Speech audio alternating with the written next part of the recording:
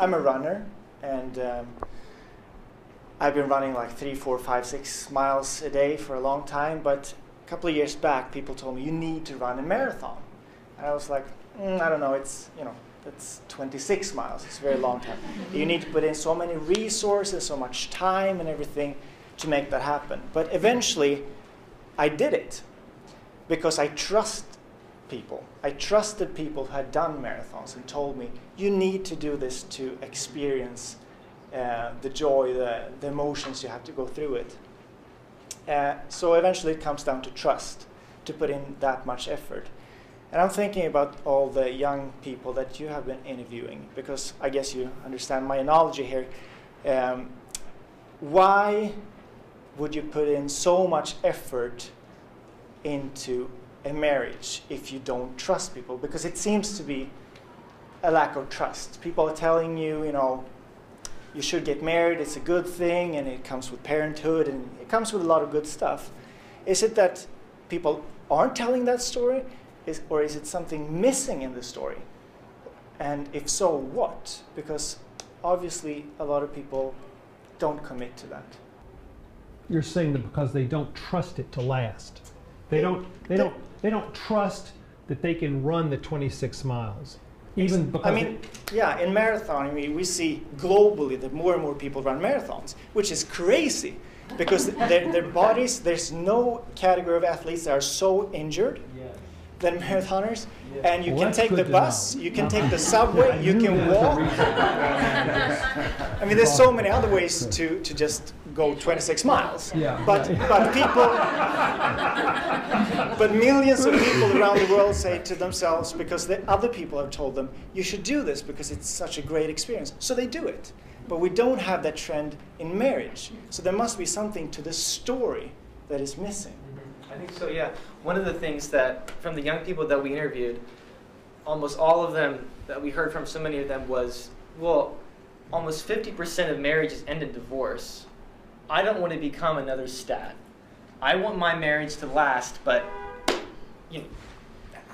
how do I know that can happen if I see so many people, and I hear about so many people failing, or so many marriages not working out? And then they would, I think part of this goes back to what has been touched upon earlier, is the soulmate model of marriage, which sees marriage primarily as a couple-centered vehicle for individual fulfillment. And the problem with that is that focusing on individual fulfillment, individual happiness, is something that's very tenuous. It's something that there's a lot of the young people that we talked to had the sense of, well, who knows if I'm going to be as happy with my partner 20 years from now as I am today. So I just can't be certain of that. And so I think a lot of the waning confidence in marriage, at least that we saw in our interviews, a lot of that can be attributed to, I think, the change in understanding of marriage from something that is about loving and committing exclusively to the other person, to making it being something that makes me feel happy. You are here to make me feel happy. And to change that understanding of marriage. And she may not be good to go in 5 years in terms of making you happy. Sure. You can't know. And we even heard people say, if she's not happy 5 years from now, then she should leave. As hard as that would be for me, if she's just really not happy. And the same for me. Whereas, if there's abuse going on, one can understand. But just this, what marriage therapists Bill Doherty calls soft reasons for divorces, this feeling of, not everything is quite right, I think that has contributed a lot to young people's waning confidence in marriage. And so I think that's why we're seeing fewer people having the confidence to run the marathon. So one thing I think for conservatives, oftentimes conservatives say, well, let's encourage people to get married. I say, well, yes, that's good, but that is no solution unless we also talk about what marriage is, what particular understanding of marriage we're talking about. Yeah. If we're just saying, hey, yeah, just get married, and we have a cultural understanding of marriage as primarily something that's about individual fulfillment, we're setting people up, I think, for failure. So we have to say, as a culture, we have to and for less marital happiness, ironically, too. That's the and irony. for less marital happiness, yes. So as a culture, we have to find some way to say, what is marriage? What do we mean by marriage? Yeah. And really, this goes back to, Brad, what we've been talking about, marital generosity, recovering a view of marriage as a mutual self-gift, 100-100, not 50-50. You know, a few years ago,